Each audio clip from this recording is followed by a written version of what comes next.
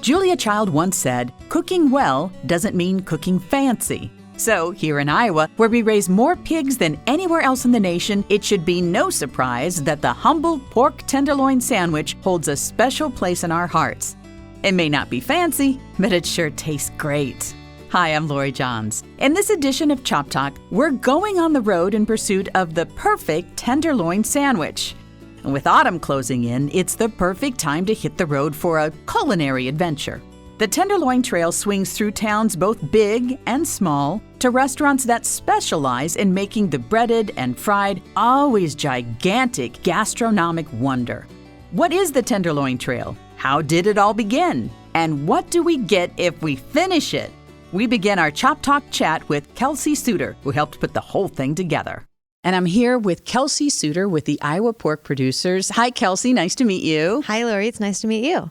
Now, I know you have a big job promoting pork around the state, and a lot of Iowans love it. In fact, even people that visit Iowa love it. And that's part of what the Tenderloin Trail is all about, and it just sounds like so much fun. Tell me all about it. Yeah, the Iowa Tenderloin Trail was a really exciting project to work on because it does all those things that you just said, Lori. It really brings Iowa pork's industry, which is one of the biggest industries in the state of Iowa, and collides it with Iowa tourism. That was the goal of the project. Is several years ago, we're thinking about, what do people think about when they think about Iowa? They think about corn. What do they think about? And we're like, we want them to think about pork. This is the pork state. This is the pork capital of the country. And we want them to think about pork. So we're like, how do we incorporate pork into the tourism of our state? And the tenderloin just easily floated to the top of the pile in that conversation because it's a Midwest treasure. It's not really something that's seen outside of the Midwest on very many menus. If you go to the South, if you go to the West Coast, East Coast, the tenderloin is kind of an unheard of sandwich. Not many people won't even know what you're talking about. So we just really wanted to celebrate that it's unique to the Midwest, it's unique to Iowa, and it's one of Iowans' favorite way to eat pork. Well, let me just back it up right there with the first shocking statement. A lot of people don't know what a tenderloin is. I'm like, are you kidding? I love that. Well, okay, for people who are listening to our podcast, which does go everywhere, I guess you better tell them what a tenderloin is. Yes, and there's actually some confusion just in the name itself because tenderloin is also a cut from the animal, a specific cut.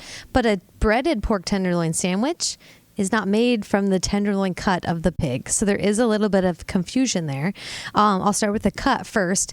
It's one of the leanest cuts on the pig, and it runs alongside what everyone knows as the loin, which is where the chops are cut from. And it's my favorite cut on the animal. And it's not what the sandwich is made out of, though. The sandwich is made out of just a whole boneless pork loin, cut in slices and then tenderized. It can be machine tenderized. It can be hand pounded. There's many different ways to do it, and we don't discriminate. Mm-hmm. And there's also many ways to bread or batter it. Some people will do a beer batter. Some people will do a breadcrumb mixture. Some people will do a cracker crumb. There's many ways to bread your tenderloin, but yeah, that's the basis. It's a center cut pork loin that's been cut and pounded and breaded and then, fried to golden perfection. Yeah, no kidding there. And Iowans have liked it for such a long time, the pork tenderloin sandwich. So long that there's a debate about where it started in the country. Does Indiana get to claim it? Does Iowa get to claim it? There's kind of a battle there. Put your dukes up, Indiana. Come on. It's right here. This is where we raise more pigs than any place else. So yeah, Iowa's where it's at for sure. Okay, so tell me about some of these stops and what people are going to see, because Iowa is a beautiful state. And the good thing is these are centrally located too, but also out there in God's country, as I like to say. They're all over rural Iowa, the different stops that are promoting these pork tenderloin sandwiches. They're known for that. Tell us a little bit more about that. So we launched the original trail in 2017, and we had no idea how popular it would be. It was like, hey, ice cream trails exist in dairy country, and so let's create a tenderloin trail in Iowa. And it was just incredibly popular. There's a Google map of the trail on our website, and it was viewed 200,000 times. And we distributed 20,000 passports parts of the first trail, and over 400 people conquered it, which means they held on to that passport long enough to go to 10 of the restaurants, get them stamped and dated, and then mail it back to the office here at Iowa Pork to get their free t-shirt. And the t-shirt is bragging rights. It says, "I conquered the Iowa Tenderloin Trail." So everyone wanted the t-shirt, telling, that's their rite of passageway to be a true Iowan. You've got that t-shirt, and not everybody has that t-shirt. No. And I had many family, friends, acquaintances. They're like, "Can you just give me a t-shirt, Kelsey?" And I'm like, "I don't even have a t-shirt. You conquer the trail to get a t-shirt. You're still earning your t-shirt." Yes, you got to earn that. So besides just incorporating it into Iowa tourism, we really wanted to showcase the whole state of Iowa with this program. We wanted to make sure that people were able to have an excuse to get out of the cities and explore new parts of the state that perhaps they've never seen before. Maybe find a new local shop or a new local bakery next door to this restaurant, or an iconic landmark in Iowa that they've never had an excuse to go see. And we're hearing all of those things come back to us through people who've conquered the trail. Is we also did this on the way, and that is absolutely what we want to see happen. That's the goal. So we tried to spread it across the state as much as we could. We've got everything down from the southeast to the southwest, and then central Iowa. There's kind of a no man's land for tenderloins. Oh no, where's that? In the northwest corner of the state. And we're not really sure why. I feel like I need to have my own separate program up in that area to encourage more tenderloins on menus up there, because we're just not many even get nominated for our contest. I don't know if you're familiar with Iowa's Best Breaded Pork Tenderloin contest. Yes. So that's been going on for 16, 17 years, a very long competition. And we don't even find many nominated restaurants from up there in that area. So, well, I think it's a project to change that. So challenge accepted, right? Yes. Yeah, but for the most part, they're really spread across the state with the goal of just getting people to, drive the county roads of Iowa and find something new to love about the state. Now, I have to ask you, and I hate to put you on the spot, but have you been to all of these? I have not. So I would like to do the trail myself. That's great. Yes. Well, it's a challenge then. It's something we get to do. And now, is there a time period where this Tenderloin Trail, to me, you could go at any time, right? But is it a time-specific period here for the tourism? Because, you think of when the leaves turn in the fall, such beautiful areas there, eastern Iowa, So we didn't want to put many limitations on the trail. When you get your passport and you get your first stamp, you have 24 months, so 2 years to get 10 stamps in order to conquer the trail. So plenty of time. We didn't want that to be anybody's excuse that they didn't have enough time to get it done. So yeah, it's a 24-month period. It runs year round. We really saw a lot of interest in the trail last summer with just less people traveling far distances, right? People were wanting to stay closer to home, but still kind of get out and about, and outdoor was kind of, the safest option. And so, yeah, people were hitting, the state parks and doing this trail in the process. So it was really popular last summer. So I take it these restaurants have pork tenderloin sandwiches to go, if need be. There was a lot of that last summer for sure, but yes, absolutely.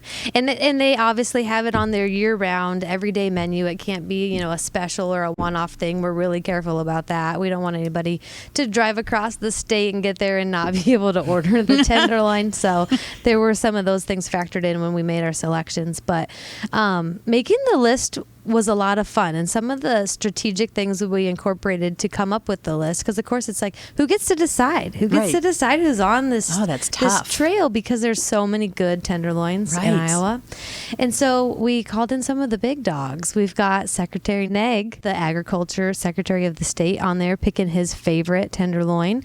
We've got the athletic director from Iowa and Iowa State and Drake College, all telling us where their favorite spot to get a tenderloin is. So obviously, if you're a fan of any of those universities, it might be fun to go and try their pick. And then the president of our board here at Iowa Pork, they told us, what his favorite spot to get a tenderloin is. So that kind of just adds some extra interest, extra layer of fun to the trail. And then we've got some past contest winners on the trail. And then the committee also just selected some on their own that they knew were great, and they kind of filled in areas of the state that we needed represented. And that's how we came up with the 14 that we have. And that'd be tough to choose, I would think, especially in some, competing in some towns that have competing restaurants for the tenderloin, It was incredibly hard, and I don't want to admit how long it took us to whittle it down to 14, like far too long. I'm looking forward to it.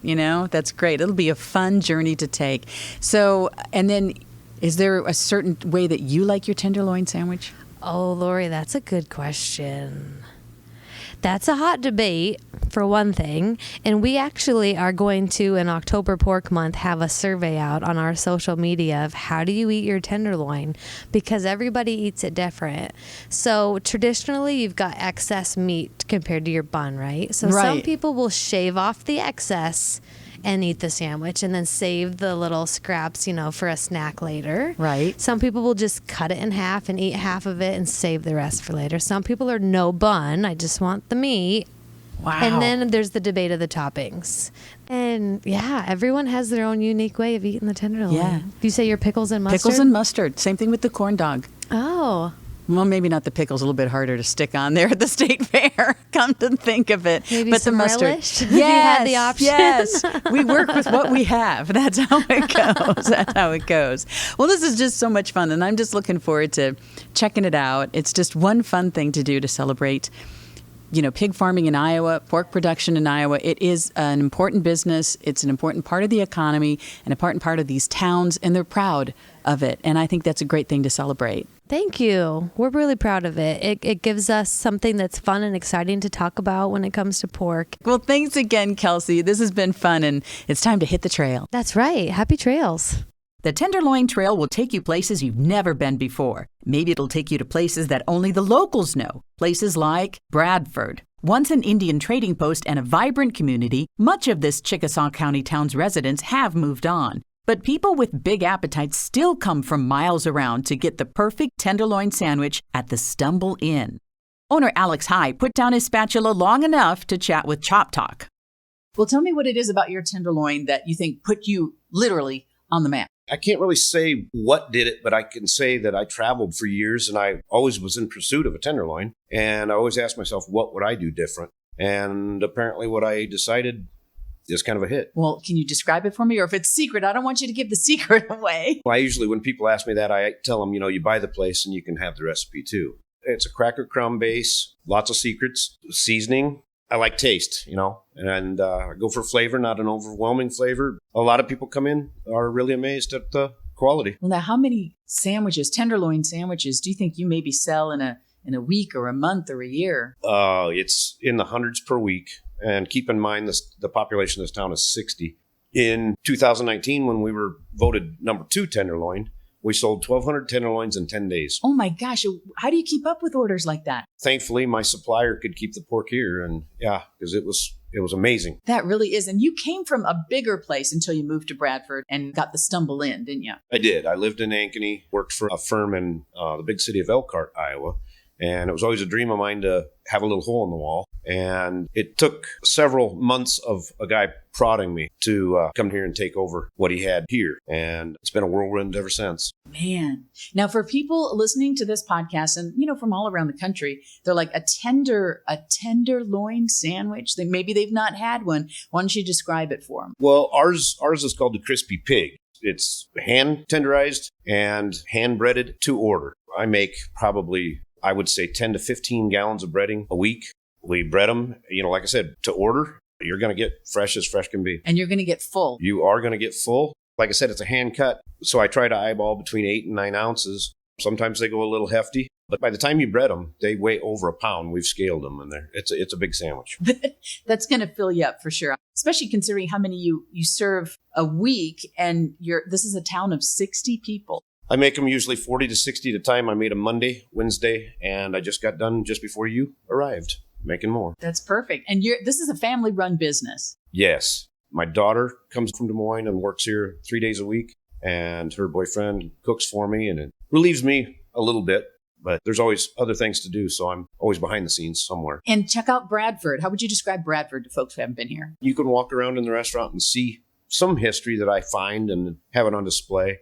But like I say, it's more or less an elevator town. There was a day when it had its own grocery. It had its own lumberyard. So it was a booming place at one time in its life. But like lots of small railroad towns, they're slowly diminishing. That's why it's important that we keep them in our heart and certainly on our minds when we're traveling the state. It's important to find these little jewels and visit them and come to businesses like yours. Oh, it's been real whirlwind. We've had people, they came from Maryland, they flew into Minneapolis and rented a car. Their end result was Kansas City, but they wanted to come here and have a tenderloin. So, isn't that something? Isn't that something? How'd that make you feel? Oh, I was amazed. I had to sit and chat with them for a while. I just couldn't believe anybody'd do that. But since then, we've had groups from Indiana and all over Minnesota. And it's been fun. Been really fun. That's what's fun about the Tenderloin Trail. You never know what's around the corner. Well, it's been nice talking to you. Thank you for stumbling in. Thanks again. Not all stops on the Tenderloin Trail are in small communities. Folks in the big city may be familiar with the Iowa Taproom in downtown Des Moines. Housed in a former manufacturing plant, the Taproom specializes in Iowa-made brews.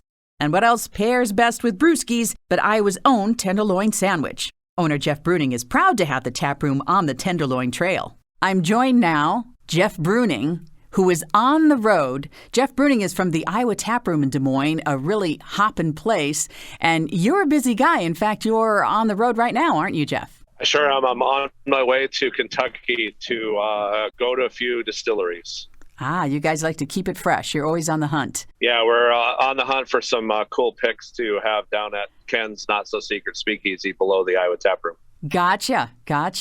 Well, I know that is a fun place, and people who are looking to get together with friends and fill their bellies, that's why you guys are on the Iowa Tenderloin Trail. Can you tell me a little bit about it? That's right, yes. Yes, we're on the Iowa Tenderloin Trail at the Iowa Taproom. The Iowa Taproom is an all Iowa kind of place. So it started off with the idea that we would have all Iowa beer in one amazing place. But we also wanted to feature menu items that fit for Iowa. We try to sell things that we can get here in Iowa and are familiar to Iowans, and nothing's more familiar to Iowans than a tenderloin. That's right. And certainly Iowans understand that pig farming is a big deal in this state. And you support that too, don't you? Yes, we do.